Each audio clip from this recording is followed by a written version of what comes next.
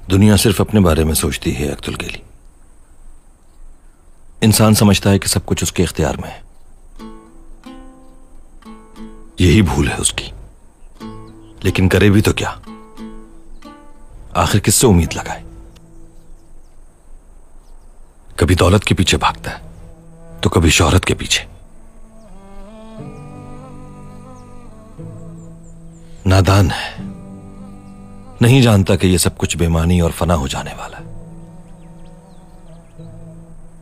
कैदी वापस ना किए तो जालिम सर काट देगा, और अगर बात मान लें तो जिंदगियां बच जाएंगी। तुम ही बताओ क्या करना चाहिए।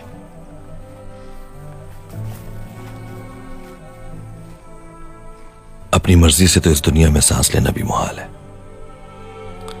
तो फिर क्यों छोड़े हक का रास्ता? जालिम के आगे सर कैसे झुका दें? खुदा को क्या जवाब देंगे हम? रोज़े हश्र क्या उज़्र होगा हमारे पास? बताओ अब्दुल गेली।